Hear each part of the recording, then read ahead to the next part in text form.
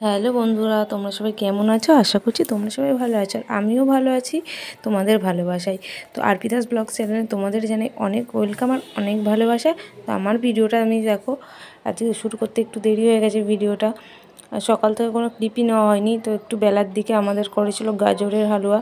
আমি এটা first time, মানে আমিও কিছুটা করেছি, মনাও কিছুটা করেছি, দুজন মিলেই করেছি। তো গাজরের হালুয়াটা দেখো এখন বানানো হচ্ছে।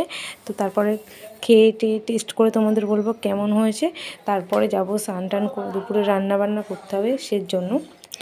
তো এখানে দেখো হয়ে গেছে, আর আমিও খেয়ে দেখে নিলাম, দারুণ হয়েছিল। তারপরে স্নান টান করে নিলাম। এখন রান্নার সব জোগাড় করব দুপুরের। আর আজকে হলো শনিবার, আমাদের নিরামিষ হবে, তাই বেশি কিছু রান্না হবে না। তার জন্য যে এখন রান্নার দিকেই যাব। তো চলো এবার রান্নার দিকে যাওয়া যাক।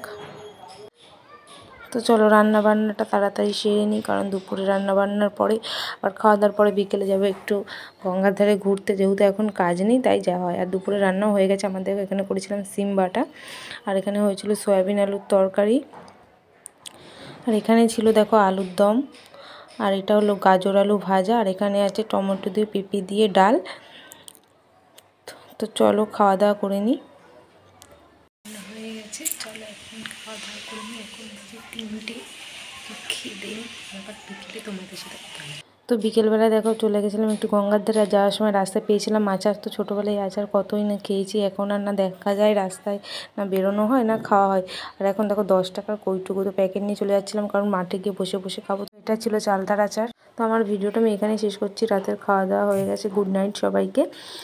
তো আবার দেখাবে নতুন একটা ভিডিওতে। সবাই ভালো থাকো, সুস্থ থাকো। ভিডিওতে লাইক কমেন্ট শেয়ার করে দিও। টাটা সবাইকে।